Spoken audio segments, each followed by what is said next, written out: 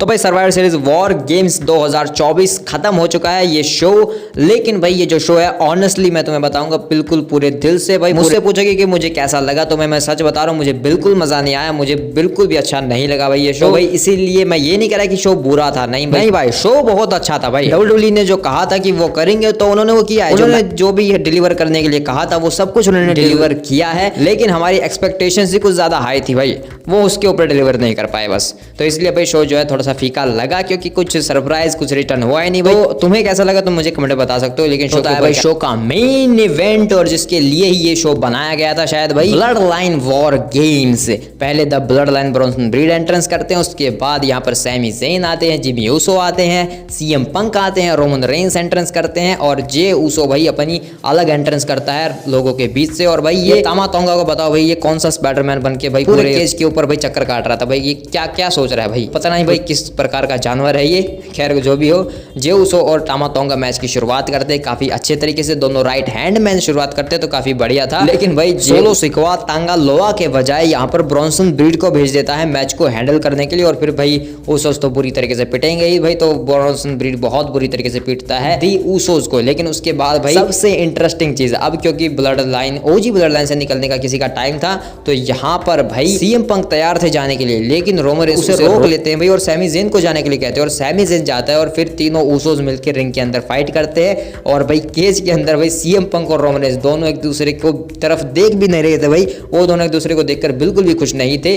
और Roman Reigns चाहता था कि भाई सीएम पंक बिल्कुल एंड में आए। तो जब रोमन रेंस भाई जाने लगते हैं तो यहाँ पर सीएम पंक धक्का देकर भाई रोमन रेंस को खुद चला जाता है रिंग के अंदर। और भाई सोलो सिकवा वो बड़ा चालाक था भाई, उसे दिख गया कि भाई रोमन रेंस अकेला है बाहर और ऊसोस है रिंग के अंदर, नंबर्स गेम का एडवांटेज लिया जा सकता है भाई। उसने केज का दरवाजा लॉक कर दिया भाई चेन। तो भाई ये काफी इंसेन मूव किया भाई यहाँ पर सोलो सिकवा ने, जिसकी वजह से हमें वो देखने को मिला जो हमने कभी भी एक्सपेक्ट नहीं किया था कि भाई रोमन रेंस कर सकते हैं। रोमन रेंस जब बाहर आते हैं पिंजरे से और उसके बाद रिंग के अंदर एंटर करने के लिए जाते हैं तो उन्हें दिखता है कि भाई अब तो केज तो लॉक है, अब मैं क्या करूं। तो रोमन रेंस एक बहुत ही इंसेन डिसीजन लेते हैं, क्योंकि भाई रोमन रेंस को शायद हाइट से डर लगता है, इसलिए वो कभी करते नहीं भाई टॉप रोप से कोई मूव नहीं करते हैं शायद वो इसीलिए। लेकिन वो यहाँ पर केज के ऊपर चढ़ते हैं भाई और उसके बाद रिंग के अंदर जाते हैं। और भाई ऐसे थोड़ा चढ़ने देंगे, तो बीच में सोलो सिकोवा और सब जो है उसे रोकने की कोशिश करते हैं, लेकिन रोमन रेंस सबको नीचे गिरा देता है। और उसके बाद रोमन रेंस थोड़ा नीचे आकर भाई रोमन रेंस टॉप रोप से क्रॉस बॉडी हिट करते हैं सारे सुपरस्टार पूरी ब्लड लाइन के ऊपर, बैड ब्लड लाइन के ऊपर। और उसके बाद रोमन रेंस रिंग के अंदर आ चुके हैं। वॉर गेम अभी स्टार्ट नहीं हुआ था क्योंकि घंटी नहीं बजी थी, लेकिन रोमन रेंस सबको अपर कट हिट करते हैं। और यहाँ पर उसके बाद रोमन रेंस अपनी पूरी ब्लड लाइन को खड़ा करते हैं,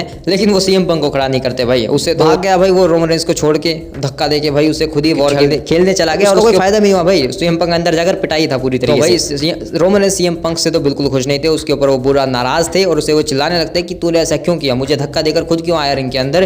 तो यहाँ पर पॉल हेमन आते हैं रिंग साइड पर और वो दोनों से रिक्वेस्ट करते हैं प्लीज एक बार सिर्फ एक साथ आ जाइए, प्लीज हमें जीतना ही होगा सोलो को हराने के लिए। अपने वाइस मैन की बात मानकर दोनों पॉल हेमन गाइज एक साथ काम करने के लिए तैयार हो जाते हैं। और फिर यहाँ पर होता है वॉर गेम्स की शुरुआत। 10 के 10 बंदे भाई आपस में भिड़ जाते हैं बुरी तरीके से।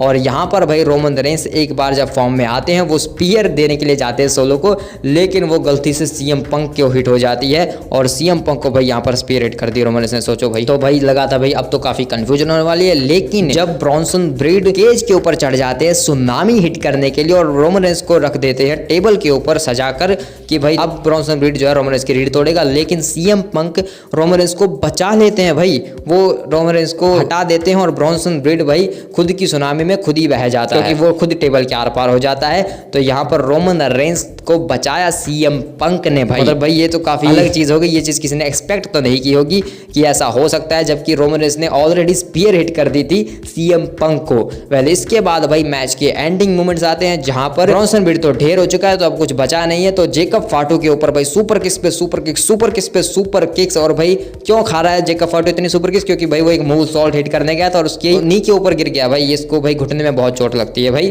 तो इस वजह से भाई यहाँ पर जेकब फाटू भी इंजर्ड हो चुका था।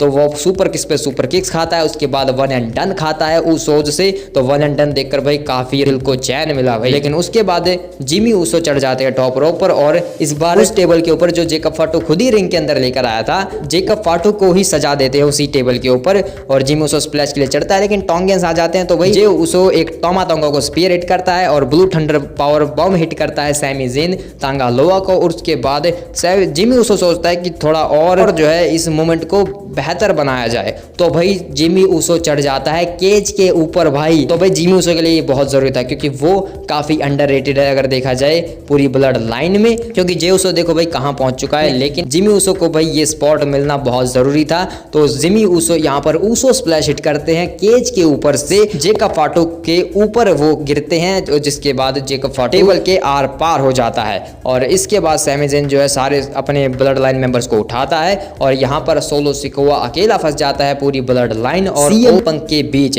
जिसके बाद सोलो सिकोआ की मैया लपेट कर देते हैं सारे के सारे blood line members. Super kicks पे सुपर किक्स, उसके बाद हलवा किक खिलाई जाती है, देन जीटीएस हिट होता है, और उसके बाद फाइनल रॉर होता है, स्पीयर हिट होती है, 1 2 3 होता है, और OG blood line and CM Punk इस मैच को जीत जाते हैं। जिसके बाद रोमन रेंस और सीएम पंक एक दूसरे के साथ हैंडशेक भी करते हैं, वी द वन साइन होता है, जीटीएस साइन होता है, और यहाँ पर पटाखे फूटते हैं। तो यहाँ पर खत्म हो जाना चाहिए था, लेकिन शायद चल रहा था, तो भाई हो सकता है कुछ चलेगा, लेकिन घंटा कुछ नहीं होता है। ये दोनों भाई यहाँ से लेकर पूरे एंट्रेंस गेट तक चले जाते हैं, पॉल हेमन से भी मिलते हैं बीच में, जहाँ पर सीएम पंक ये कहते हैं पॉल हेमन को कि जो फेवर है वो मैं तुझसे ले लूंगा बाद में, जब मुझे जरूरत होगी तो तैयार रहना, मैंने वो कर दिया जो तूने कहा था, अब तुझे वो भी करना होगा जो मैं कहूंगा।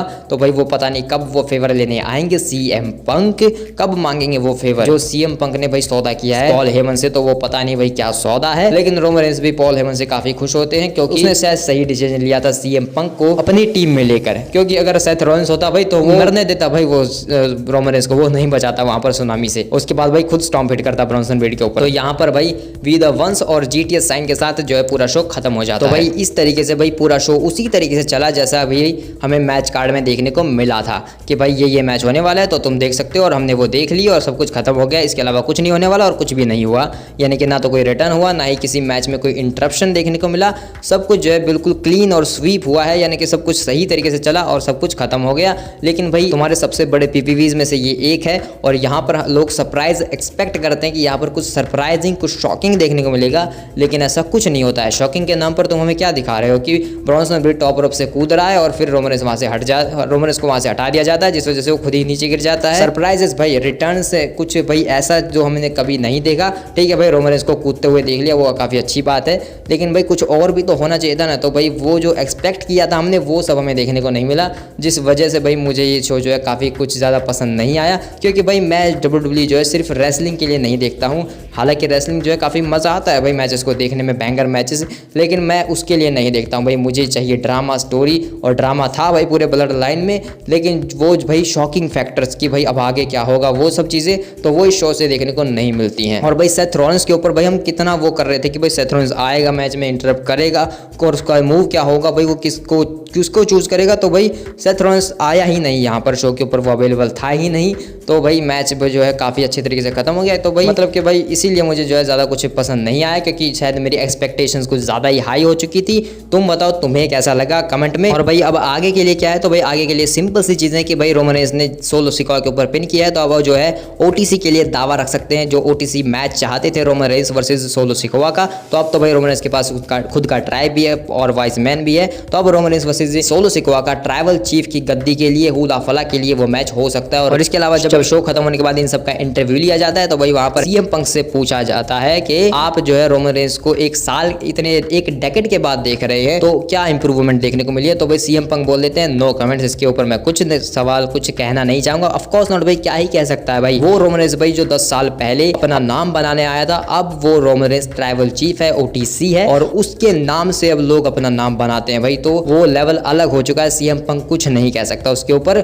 और सीएम पंक तो भाई यहाँ पर फिर से वही बोल देता है कि यार मुझे कोई जूस पिला दो यार, मुझे मौसम्बी का, ऐसा बोलता है भाई सीएम पंक तो सच में। और इसके अलावा भाई ट्रिपल एच भाई वो क्या कर रहा था, वो कुछ नहीं कर रहा भाई, वो बस नोट गिन रहा है भाई। वो रोमन रेंस, सीएम पंक और इन सब के नाम पर भाई, और गेम के नाम पर सिर्फ नोट गिन रहा था और कुछ नहीं। और क्रिएटिव चीजों में भाई कुछ नहीं किया उसने, सच बता रहा हूँ मैं कि भाई मुझे नहीं लगता भाई कहीं से भी कुछ क्रिएटिव था। सब कुछ है वही हुआ जो हम पहले भी वॉर गेम मैचेस में देख चुके हैं, सब कुछ वही हुआ भाई। मुझे कुछ भी क्रिएटिव माइंड या कुछ भी ऐसा नहीं देखने को मिला, तो भाई मुझे कुछ खास पसंद नहीं आया सर्वाइव वॉर गेम्स। अब भाई रॉयल रंबल से मेरी काफी एक्सपेक्टेशंस है, अगर वो भी ऐसा होता है ना भाई, तो भाई फिर मैं भाई ट्रिपल एच को माफ नहीं करने वाला, फिर मैं भाई उसकी सारी गलतियों के ऊपर एक अलग से वीडियो बनाने वाला हूँ भाई, सच बता रहा हूँ। तो भाई वो देखेंगे भाई रॉयल रंबल में क्या होगा। सैटरडे नाइट मेन इवेंट भी आएगा, उसके बारे में भी बात करेंगे। तो मिलते हैं किसी और वीडियो में, तब तक के लिए बाय।